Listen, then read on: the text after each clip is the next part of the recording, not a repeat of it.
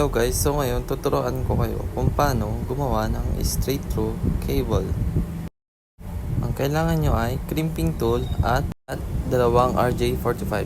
Ang unang step ay kunin yung crimping tool tapos putulin.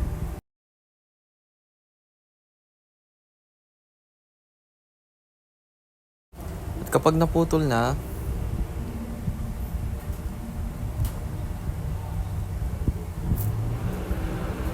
crimping tool dyan sa pinakababa, kailangan yung putulin ang LAN cable wire. Tapos meron po diyang pabilog, tapos ikot-ikot nyo lang para matanggal nyo po yung.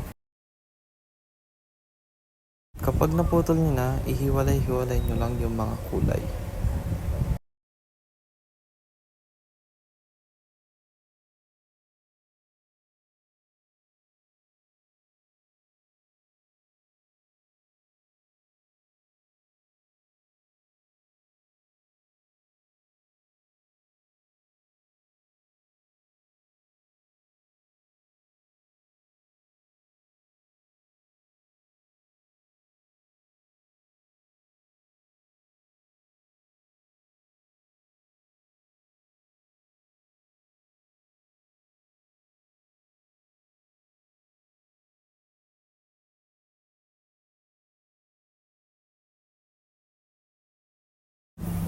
Ang gagawin ko pala ditong cable ay ang T568B.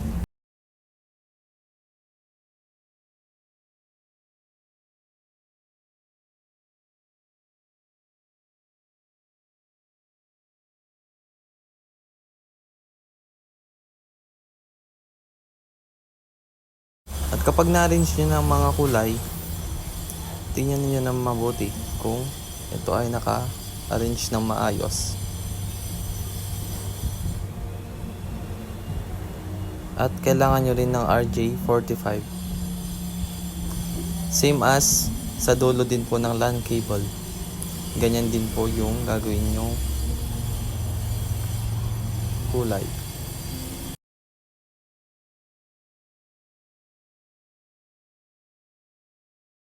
At kapag naipasok nyo na po at pantay po yung mga kulay, gaya po dun sa pinakita kong picture, crimping tool nyo na po. Ilock nyo na po.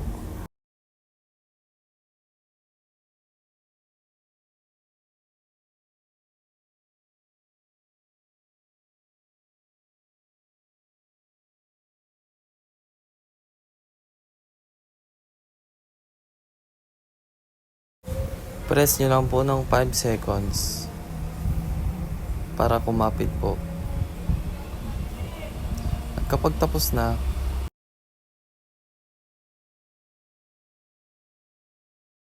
tingnan po kung magkakasunod pa rin po ang kulay.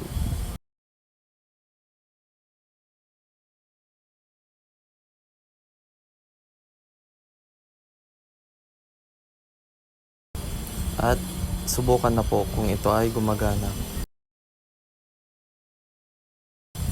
Yun, ang dalawang kulay. Yun oh. Pag ganyan po ang lumabas, gumagana na po yan.